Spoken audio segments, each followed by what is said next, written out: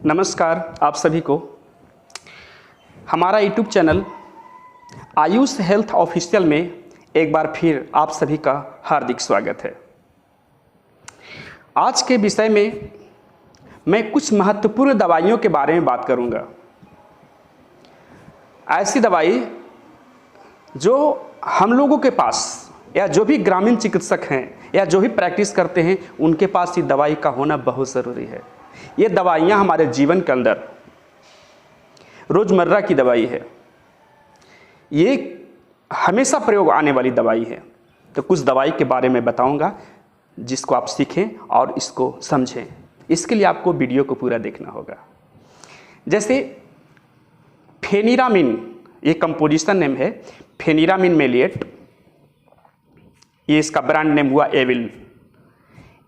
ये बहुत इमरजेंसी दवाई है, ये किसी भी वक्त ज़रूरत पड़ सकता है ऐसी दवाई का। ये ज़्यादा महंगा भी नहीं है। तो इसका जो प्रयोग करते हैं हम लोग एलर्जी के लिए, रिएक्शन के लिए, एलर्जी के लिए, नाक बह रहा है, खुजली हो रहा है, तो इसमें हम इस दवा का प्रयोग करते हैं। इचिंग, खुजलाहट, आई नोज स्नीजिंग, आँख से पानी आना, नाक से पानी आना, अगर मधुमक्खी काट लिया हो तो इन सारी चीज़ों में हम एविल का प्रयोग करते हैं, जिससे कि राहत मिलती है और राहत क्या ठीक होता है। इसका प्रयोग अगर इंजेक्शन का प्रयोग करते हैं तो इंट्रामस्कुलर मांस में लगा सकते हैं या स्लो आईवी, ज़रूरत के अनुसार। अगर सिचुएशन ज़्यादा क्रिटिकल नहीं है तो हम इंट्रामस्कुलर प्रयोग कर सकते हैं। अगर सिचुएशन ज़्यादा क्रिटिकल है तो इसका इंट्रावेनस या इन्फ्यूजन के द्वारा हम इसका प्रयोग करते हैं।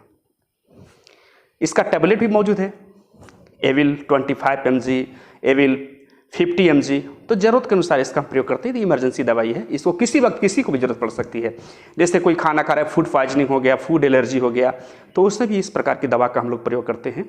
कोई दवा ही खाए और वो रिएक्शन कर गया तो कुछ लक्षण दिखने लगते हैं, तो इसमें एविल का प्रयोग हम लोग करते हैं। डाइक्लोफेनक रोज़मर्रा की दवाई है, किसी को किसी वक्त ज़रूरत पड़ सकती है। डाइक्लोफेनक सोडियम, जैसे कि इसका इंजेक्शन आता है डायलोना, डायनापार, तो ये वोवरन, तो ये जो दवाई है ये दर्द के लिए है। हड्डी में दर्द हो, मसल्स में दर्द हो, बॉडी में दर्द हो, जॉइंट पेन हो, तो इसमें अक्सर ये प्रयोग होता है डाइक्लोफेनक इंजेक्शन का। तो डाइक्लोफेनक, डायलोना, डायनापार, वोवरन या जो भी कंपोजिशन हो, बस मतलब डाइक्लोफेनक मिला होना चाहिए, ब्रांड नेम चाहे जो हो। तो ये चीज़ें होती हैं। मल्टीविटामिन्स, कई बार ऐसा होता है बुखार से पीड़ित हो गए या फिर कमजोरी आ गया, डायरिया है, उसके बाद कमजोरी, तो उसमें हम लोग मल्टीविटामिन इंजेक्शन का प्रयोग करते हैं। जैसे MVI मल्टीविटामिन, MVI का मतलब ही होता है MVI मल्टीविटामिन्स, मतलब अनेकों विटामिन्स मिला हुआ हो तो उसमें आता है। जैसे A to Z, नाम से ही पता चलता है कि A to Z सारा विटामिन से मिला हुआ है। तो मल्टीविटामिन से बहुत सारे इंजेक्शन हैं, उसको ज़रूरत के अनुसार हम लोग, कई लोग हैं जो मसल्स में प्रयोग करते हैं, कई लोग IV करते हैं, ते ध्यान देना है। जैसे पेंटोप्राजोल का इंजेक्शन, एसिडिटी है, गैस बना रहा हो तो पेंटोप्राजोल हो गया या ओमिप्राजोल हो गया। इससे पेंटोप नाम से, P40 नाम से, पेन40 नाम से ये सब इंजेक्शन या दवाइयाँ आती हैं जो रखना बहुत ज़रूरी होता है। क्योंकि अगर पेट में गैस बना रहा है, आप काफ़ी दूर रहते हो, ऐसे क्षेत्र में रहते हो जहाँ डॉक्टर नहीं है, जहाँ अस्पताल नहीं है, तो उस अवस्था में हम क्या कर सकते हैं? तो पेंटोप्राजोल अगर दवा रखेंगे तो हम इसका प्रयोग कर सकते हैं।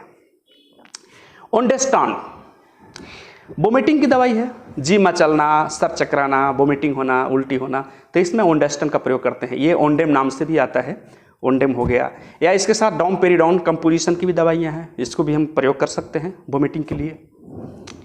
डेक्सामेथासोन, डेक्सोना जिसको नाम से आता है, डेक्सामेथासोन, तो भी एलर्जी के लिए लोग प्रयोग करते हैं। और एक चीज़ और खासियत है इसमें, ये बॉडी के इम्यूनिटी पावर को बढ़ाता है। आप देखते होंगे कई एंटीबायोटिक के साथ, अक्सर एंटीबायोटिक के साथ इसको मिलाकर लोग देते हैं।